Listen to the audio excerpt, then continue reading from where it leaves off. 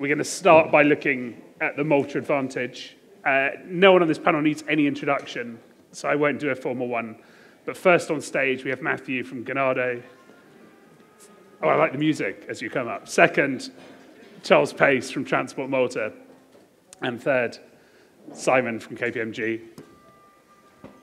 While you're sitting here, we'll also go to a Slido poll and to feel how optimistic you're all feeling at the moment. So far, 100% of the room is very optimistic.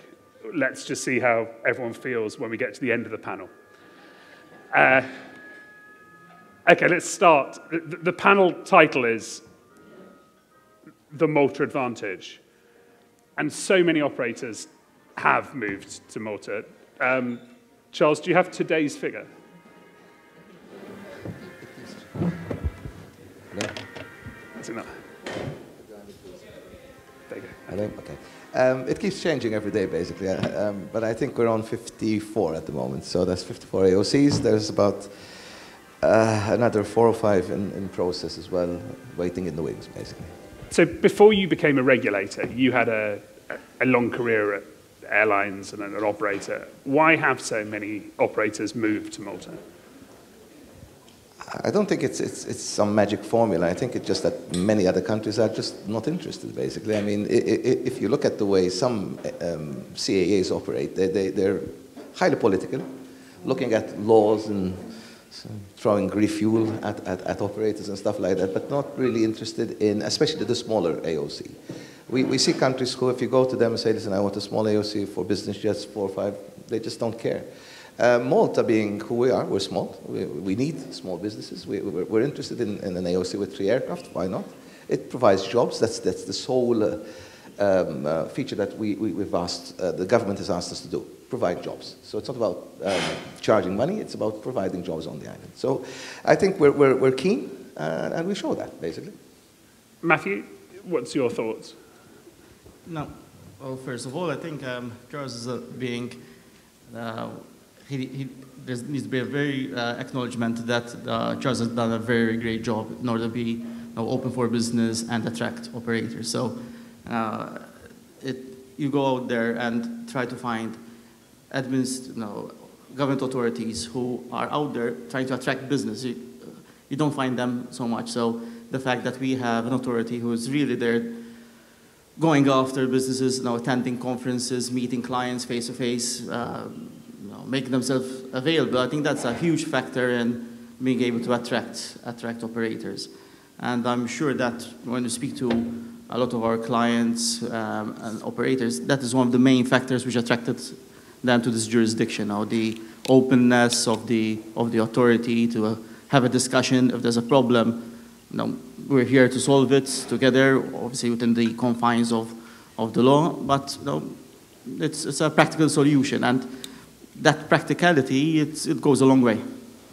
As soon as I opened my mouth, from 100% we went down to 60%. I'm not sure if I said something wrong, really. So.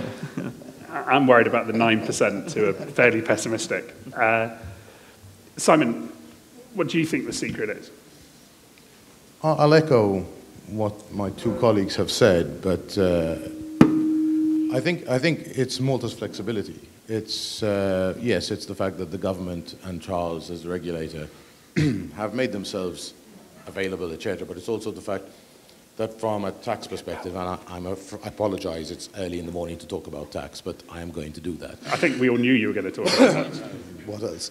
But we have a regulator and a government which is listening to the industry and adapting within the confines and the parameters which we can as a jurisdiction, looking to give or ensure that there are beneficial arrangements available specifically tailored to the industry at the various levels. And it's refreshing, I think, when we have clients who are looking at relocating to Malta, when they sit down with the regulator, when they sit down with the government, that there's this ability to have a two-way conversation, and in some cases where it makes sense for the jurisdiction, etc., we can even have certain laws amended and certain advantages put in place where it makes sense. But that's an approach which Malta has benefited from in many industries and sectors over the years, but certainly is very keenly felt in the aviation space, in no small part because of the efforts of the regulator. So again, with Charles, you and I have had many an opportunity to sit down and have these conversations in relation to client issues, and it's always very well received by the clients, by the operators, etc., that there is a regulator who's open to these sort of conversations, regardless of whether or not we can get to the outcome, but at least you can have it. Other jurisdictions just throw the book more often than not at the operator. They don't even throw it. They just tell you to go and find the book and read it. Simon, how important is aviation for Malta? Because you have a number of target industries, don't you? That where does aviation rank? Well, it is one of the target growth areas of the jurisdiction. It has featured in successive government target sectors, as you rightly point out, including the latest iteration of that. It's a key sector, and the focus has really been in the right way on attracting the critical mass, on building out the skill sets, on building out, so you see the adaptation of and introduction of courses in the technical colleges and in university, etc., to feed the industry. So it's been a bottom-up approach from the government, and I think we're seeing the fruit of that now 10, 15 years down the line. Charles, how do you keep up with the growth? Well, drugs, basically. It's a difficult one because obviously you have to look at growth and sustainability. So you need to plan ahead. You can't sort of wait and just introduce inspectors as you go. It's a painful process to get people to come and join us, especially the upper end of the flight ops inspector, the actual pilot. Those are not easy to find, and obviously they cost a lot. So it's a juggling thing, trying to recruit from the bottom and from the top, train the bottom to do the core stuff, and leaving the part, the 20% of the job, which is required to be a pilot, you leave that for the limited amount that you have. We're always trying to develop new techniques on how to attract people, part-time, ad hoc workers, stuff like that. It has worked. We've had some bottlenecks along the road. I'm not saying we don't. I mean, the growth has been steep. We've gone from practically, I think, 60 aircraft to 920 aircraft, from about 5, 6 AOCs to about 55 AOCs.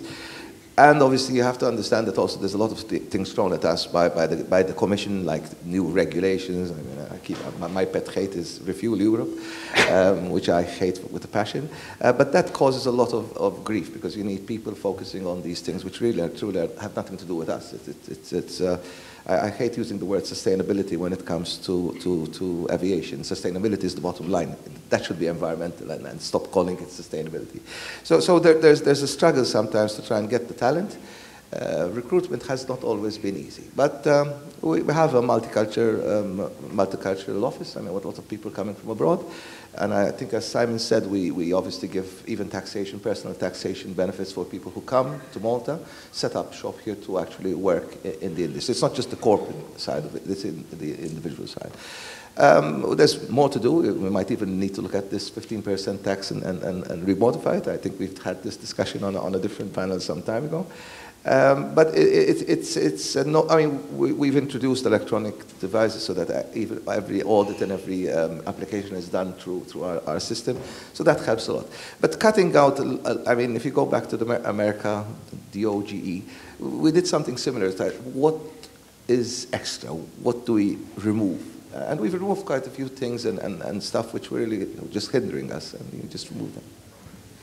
And also, it was interesting to note that we have quite a varied number of AOCs locally. So now historically, Malta now managed to attract a number of corporate jet operators, and that was the initial growth. So we got a good number of corporate jet operators, got their AOC locally, and started growing organically. And then we managed to, as a jurisdiction, attract a lot of the ACMI operators. So that was a whole different market. And now, over the past few years, now we have fully fledged airlines have their AOC in Malta. So they have a good varied AOCs, which even you have risk diversification. So at least you have periods of time where one area is not doing as well as the other, but at least the fact that you have such a varied number of AOCs can attract more people, can attract more personnel, and more expertise. So it's a nice growth. It doesn't just stop there though, because we have a lot of 145s. There's a lot of 145s operating at the airport. So even in that respect, we've grown. 6 bays for Lufthansa, another 6 for EasyJet. Apart from the smaller ones that do corporate jets, basically training schools, cabin crew training. So there's a bigger mass than just the AOC here at the moment. Are you targeting any particular group now? We're always out there. I think Simon mentioned this. The law was written some time ago that we would be the promoter and the regulator, which is a bit strange, but in the end it works for us. Because you cannot have someone else promoting what we do. In the end, if you want to open up something in Malta, you really need to go to the regulator. Secondary, you can go to government for premises or something, but we are the promoter and also the regulator, which some people frown at, but I think it's a very good mix. And this is, you go straight to the point, come to us, sit down with us. If you want an AOC, you go straight to us. You don't need to pass through any other office or whatever, which I think has gone down very well, because we've met many companies who came to us discreetly in the beginning, because it's not always easy to change jurisdiction. A lot of the AOCs came from other places and have double. And that helps us a lot, basically. But the target is basically quality. We are in a better position than we used to. I mean, we might have made mistakes in the past, and the jurisdiction now needs everyone to pull the same rope, so that we keep the SAFA ratios and everything going. And this is why we are a bit more choosy when it comes to looking at new AOCs to see who they are and what they bring to the market, basically. Right, Matthew, I'm going to give you a chance to sell Malta's legal system. How important is that to you? Now, I believe it was quite instrumental in attracting all the AOCs and the growth we've seen in the aviation industry. So the Aircraft Registration Act was drafted, it came into force back in 2010, 2011. And I believe that one of the main factors for the AOC operators to come to Malta is obviously tax. But the tax system was in place well before the Aircraft Registration Act. So I think it was quite instrumental. And at the time, and the approach was taken to have an operator's register rather than an owner register, and give a lot of control and also responsibility to the operator. So that, I think, was the first step in attracting the operators and make them comfortable in choosing Malta. The second step in terms of our legal system, so we have a hybrid legal system, so it's a mix between common law and civil law. And traditionally, civil law is more debtor-friendly, while common law is more creditor-friendly. And we took the approach that when it comes to commercial law, we took the creditor-friendly approach. And the reason behind that is that we believe that without funds, without financing, you will not be able to get the aircraft, whether to be operated by the AOC or to lend money to VIPs and UBOs. So you need to have the financiers comfortable with your legal system, especially to kickstart the industry. And Malta became part of the Cape Town Convention. We believe we made the right declarations, and that put a lot of the financiers' mind at rest. So having a robust legal system, which was also tried and tested in our courts, and there were good judgments, it gave the financiers peace of mind that they can lend money to purchase aircraft which are registered in Malta, and if there's an event of default, they can repossess and so on. And no, it's instrumental to get the lessors and financiers on your side. It's a very simplistic level. Pretty much all aircraft and shipping, marine law is under the English civil rather than the Napoleonic. Or is that too simple? No, that's correct. So we have the Merchant Shipping Act, which was back in the 1980s, and we copied the UK one. And the Aircraft Registration Act is also based, I would say, on the UK with certain amendments, but it's a common law approach. You have a lot of self-help remedies, so you don't need a court case in order to repossess the aircraft. You can just, with the right instruments, repossess it. And it worked very, very well. And you've had a number of high-profile, or not so high-profile, you've had a number of successful repossessions. Yes, so yes. It actually shows in the list of Cape Town compliance where we climbed from an 80%, we're I think 95 at the moment, second in the world after Canada, and that's been consistent for the last 5 years basically. Matthew mentioned the Registration Act, which was written in 2011, but since then we've actually done 2 or 3 modifications to them. Obviously, Ganado were helped a lot in that. But also we introduced the Air Navigation Act recently, and one of the features of the Act is that we can issue regulatory instruments more or less instantaneously. So basically, I could be having a coffee out there, there's a great idea, we draft it as a regulatory instrument, I get consent from my minister, technically, within 5 minutes I could post it on our website and it becomes law. So this, I think that's great for coffee. I'm not sure it's great when you're at cocktail. It enables us to do things quickly, basically. We could, during top cocktails, you'll get it wrong. But it shows that we can actually move very quickly and much quicker than other jurisdictions in that respect. Recently, we had a discussion with the MBAA on ownership and the name of the owner on the registration certificate. They brought a good case. We listened, we adapted it, we just wrote the regulatory instrument, posted it on our website, basically, now it's law.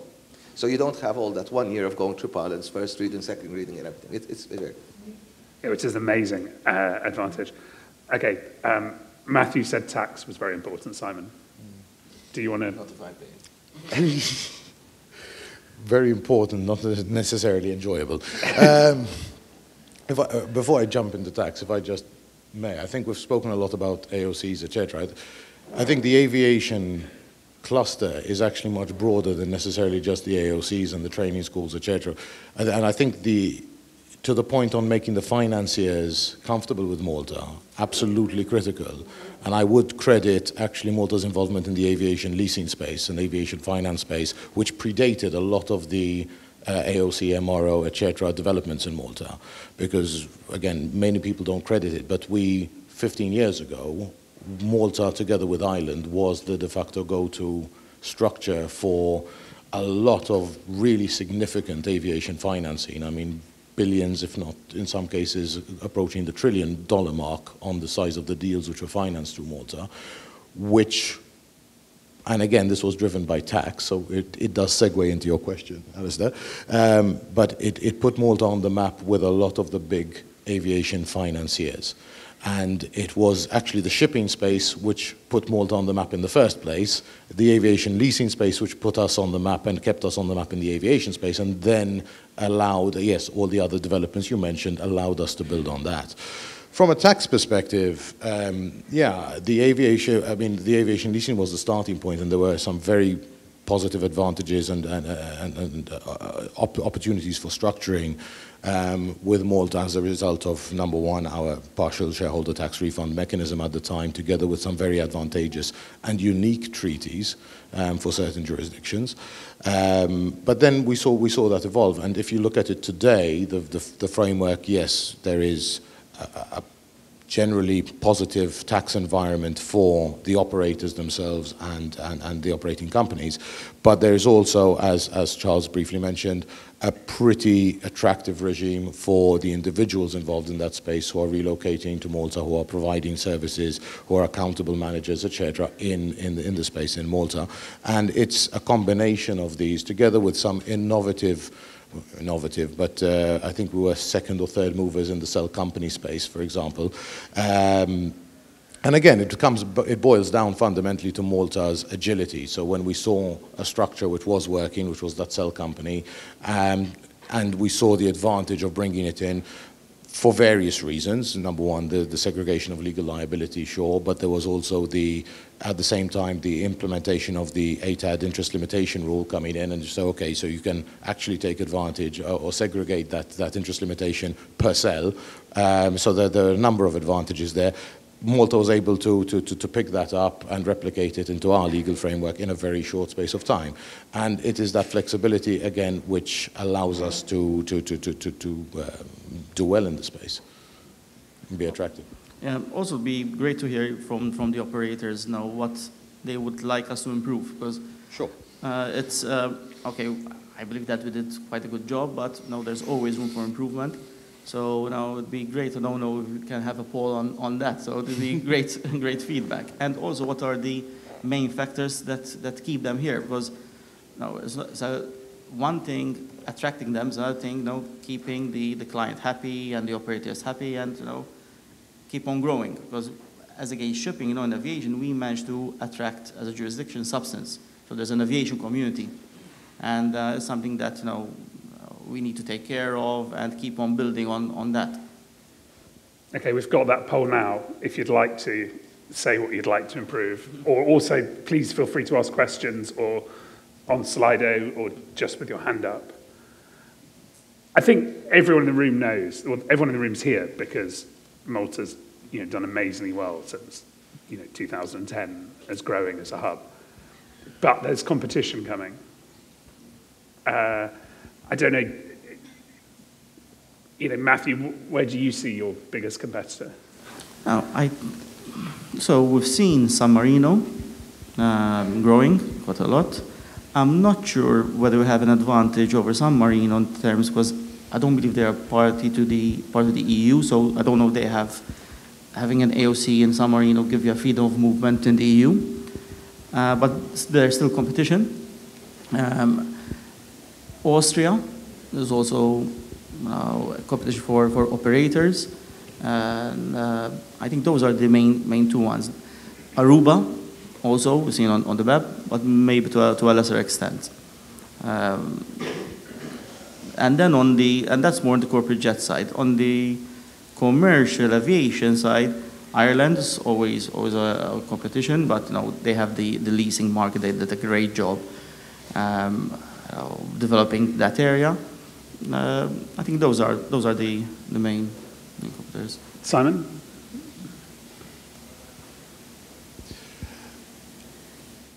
Within the context that we operate, within the plethora of EU rules, regulations, international treaties, etc., I think we have a very competitive setup today. What would I like to see improved, and I hope this resonates, but I think we need to relook at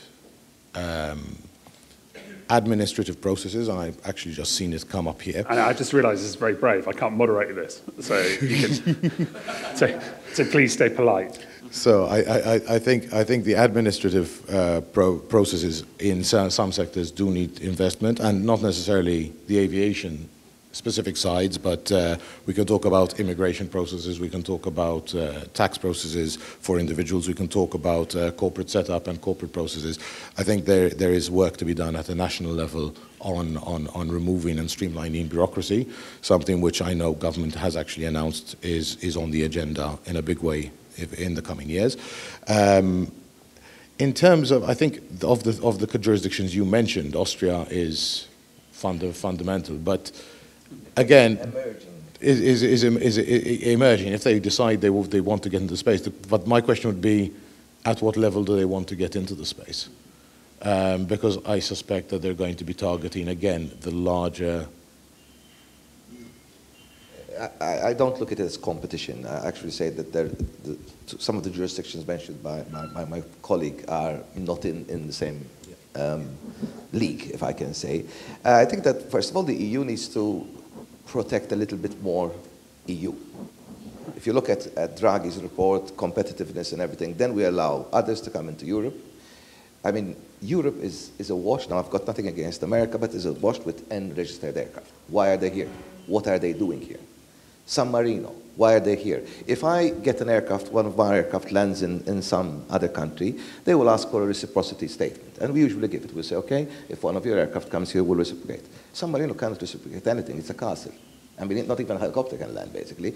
So the rights of our operators need to be protected, and not in a way that you restrict totally. I mean, as I said, I don't believe in restriction in corporate jets. I think that we have a policy here in Malta, which even the UK can't even understand it. We don't give block permits because we don't require permits. If you have a private jet, you want to land in Malta, just find a parking space. So that concept of no block permit because we don't require a permit hasn't even been understood by my friend David in the UK CAA. But if you have unfair competition because you have outside of the EU, TCO coming in, picking up and taking them to another EU country, that needs to be looked at. Importation of an aircraft. If we import our own aircraft, why do we allow aircraft which are coming from outside of the EU, not paying no tax whatsoever flying in the EU. And I think we need to be a bit more protective. Grey charter, once again, all over the place. Now, this is a safety issue, not just, there's a taxation in it, there's a legal issue in it. Why are we allowing it? Nobody in the Commission seems to be interested in any of this illegal stuff that's happening in our face everywhere. And I think we have to protect our own, because in the end, you set up a business in Malta, you set up a business in the EU, you have to have a little bit of protection. Not too much, but at least you don't allow someone to come here, base an aircraft here, do flights in and out of Europe without any consideration. And I think we really need to up our game in that respect to actually say, listen, why are these aircraft here? Just imagine you trying to put an aircraft in the States, flying from one place in the States to another. I don't think you'll manage to do that for a very long time, basically. But we allow it here in Europe. Okay, we've got some great feedback. I'm just trying to, and yeah, one of them was, I think, someone I paid so that we get more people in CAD. So. Yeah, exactly. Staffing levels, and you would like more staff. Yes, of course. I mean, I don't think anyone would not want more staff. I would say there's also a balance. I mean, and in the end, you have to look at your payroll, which is always increasing. We've increased our conditions of work, the payroll and everything, so it's a matter of trying to attract. As I said, we can attract at a lower and medium level. Flight ops inspectors remains, not just us, I mean, I speak to all the DGs of Europe, they have the same problem in nearly every country in Europe, basically. The process for registration of aircraft transfers and notifications. Matthew? Yeah, so no, we're involved in a lot of these novations of leases and transfer. You can tell a lawyer wrote this question. Yes. No one else uses novation. And if I could now provide you with constructive criticism, is that one of the requirements for the registration of an aircraft is that you need the fireproof plate installed on the aircraft with the registration mark. However, sometimes the Aviation requests that there's also updated on it the full name and address of the owner. And when there are transfers and the aircraft is flying and you need to ground it to change its fireproof plate, there's a lot of delays. And no, you need the aircraft flying and generating funds. So in this case, the Civil Aviation goes a bit beyond what is required in law. I wouldn't say the civil aviation, I would say individuals. And this is if you have a law, and I've always insisted, Malta will follow the law. Don't add anything unless it's spice to your food. So if someone basically in my unit is asking for something which is not in the law, just tell me and it will stop tomorrow. Because this is why we're talking about simplification and processes. If you have people adding stuff to it, it's irrelevant. Actually, we changed things, and you know, in the last revision of the Registration Act, where we can register an aircraft without the full paperwork, because we have acknowledged that if someone wants to grab an aircraft from somewhere and bring it back, the last thing he wants to be sitting on the ground in a hostile environment because he's missing one piece of paper. We're saying, get out, come to Europe, land, and then we'll continue from there onwards. But even the plate, I believe your colleague can vouch for this. We removed that requirement basically because of what you're saying, that the plate would have actually just the registration on it and not the address. Yes. So if someone is insisting on that, just tell me, and I'll make amends on it easily, basically. I have to say, I wouldn't do this exercise in every jurisdiction where I invited everyone just to criticize. It's not criticism, and in the end, I need to know what's wrong as well. Corporate setup remains slow and cumbersome. This is again outside. You'd agree? You're nodding ahead. No, it's no. Unfortunately, no. It's not in the hands of the CID, obviously.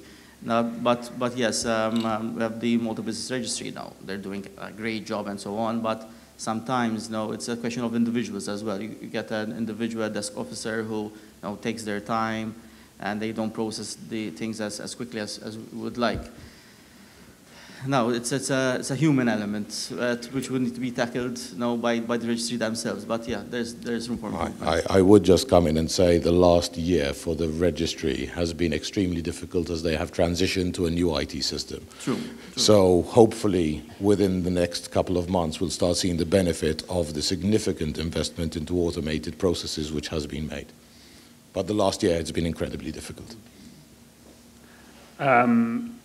It's clear Malta has a competitive advantage. Consolidation is required and more available professionals above the board. Do you agree with that? Do we need consolidation? I can think of two Maltese operators who could merge. It depends, basically. I mean, consolidation, all the buzzwords are all good, basically. And as you grow, it becomes, one of the problems we actually have is poaching. Yeah. If I may say, it's not teaching people or getting professionals, it's poaching. So one guy is settled in a company, he's offered more money, he goes to the other one, creating a problem here. And there's a ripple effect on the industry. And that is one of the things that I hate, that you actually get a job, you negotiate a pay, and then, because someone offers you something else, you just move. And I think I'm an old-fashioned, I'm old, so I came from a place where I would stick to my company and stay there, and there'll be a bit of loyalty. I mean, it's not the same world that I was brought up in, so I need to accept that. But I think if you're given a job, try and give back something. I mean, there are very good salaries out there, very good salaries for most of these people, and it should be that you stick with the company and at least give it a chance and leave for a real reason, not just because you're given, well, you have a swimming pool in the office or something like that. And someone else is saying there should be more investment to encourage more women and young people into the industry. I'm against discrimination in any way, even positive discrimination. Where I work and in Transport Malta, there's absolutely no discrimination, but I believe that if you're a woman and you're capable of getting the job, you'll get it. Half my management team is female, not because they are female, because they're the best people who I interviewed. And I don't believe in positive discrimination on women. They have opportunities. Malta does not discriminate in that respect, even on a pay level. I don't think we can actually offer more or less money to a woman. So we're past that part of discrimination. But there are consequences. I mean, women might not want to come into the industry because of their own ideal, as long as it is them choosing not to enter. I mean, it's good to have more, but you can't force that. So if you were, do we have any questions in the room or comments that someone would like to make, shouting out or with a microphone? Yes, we've got Rob, do you mind? Just got a question. Have we got a spare mic? We're rushing this over to you. It's just coming now. There's no pressure on your question. Just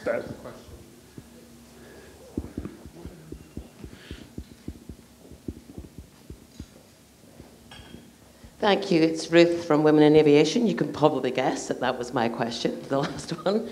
Investment in women and youths.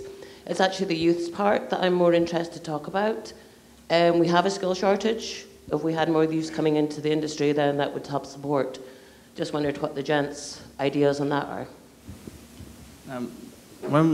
So, on the more on the operational front of the people working in aviation and the technical side of things, I was made aware a couple of months ago that apparently there was an aircraft engineer course at MCAST, which was not being, I don't know if it was offered or it was stopped, but that's something that I believe we need to incentivize even more and get it out there that we need more of these people.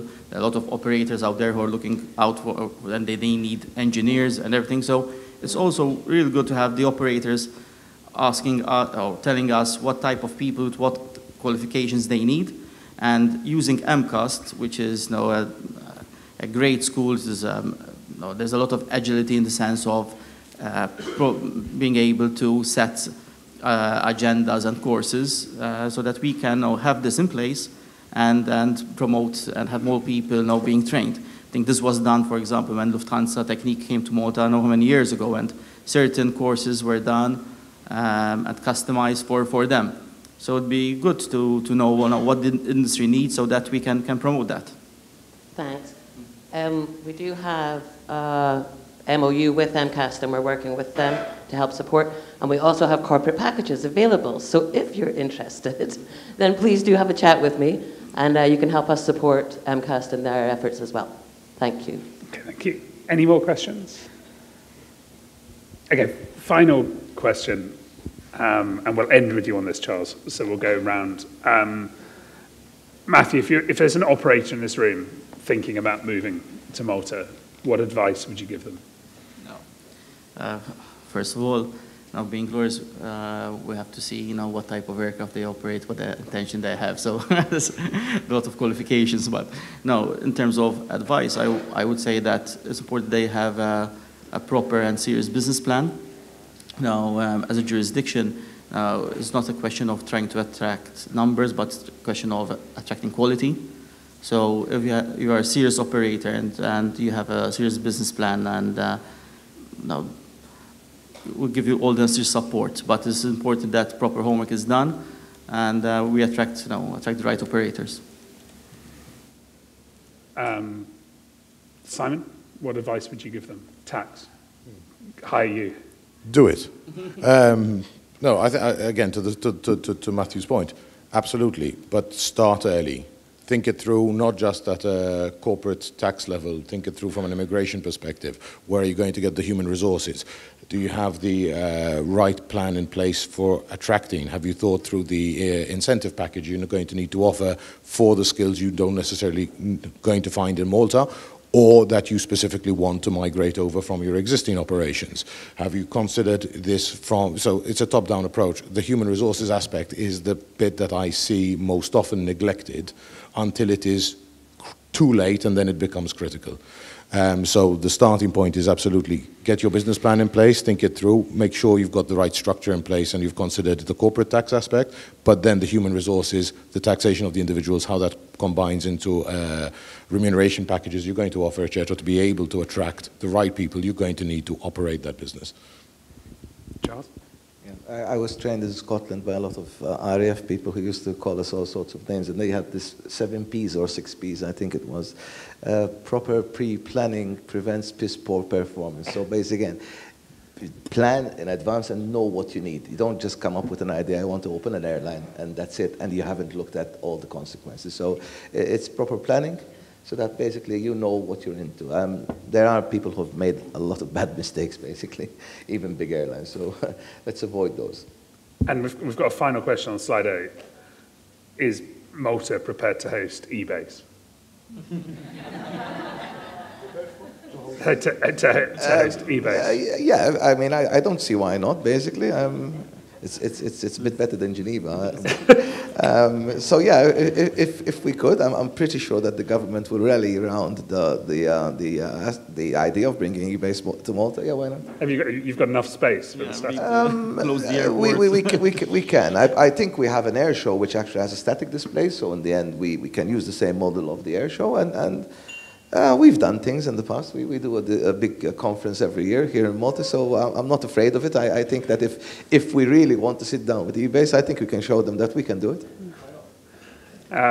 Okay, and just to end, the good news is that everyone is optimistic that Malta will continue as a leading business aviation hub. So, but you are, to be fair, speaking to the choir. This is the right audience for that. Thank you so much. Thank you. Thanks.